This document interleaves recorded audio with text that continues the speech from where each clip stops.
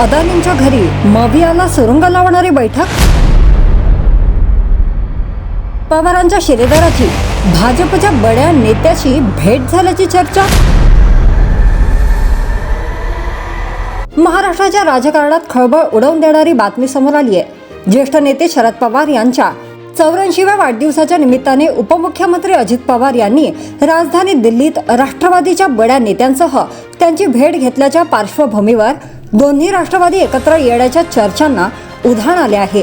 अशातच राष्ट्रवादी काँग्रेस शरदचंद्र पवार पक्ष महाराष्ट्रात महायुती सरकारमध्ये सहभागी होणार का यावरही कुजबूज सुरू झाली आहे। त्याला कारण ठरले आहे उद्योगपती गौतम अदानी यांच्या निवासस्थानी भाजप आणि शरद पवार गटाच्या नेत्यांमध्ये झालेली कथित भेट।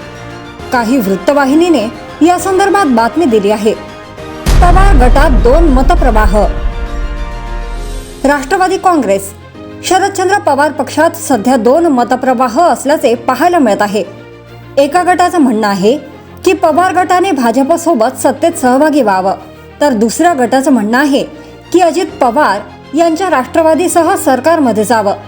शरद पवारांनी वेगळी भूमिका घेतल्यास महाविकास आघाडीत मोठी फूट पडेल। पवार गटात अस्वस्थता।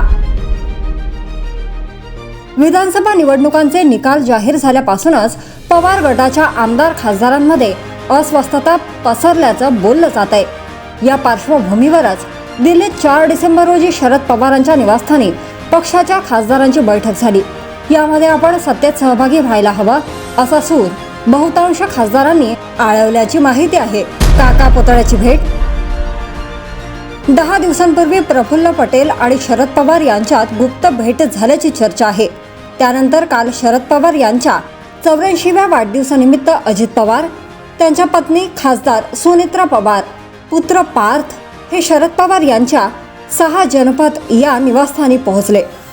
यावेळी प्रफुल्ल पटेल, छगन भुजबळ, सुनील तटकरे आदी नेतेही उपस्थित होते।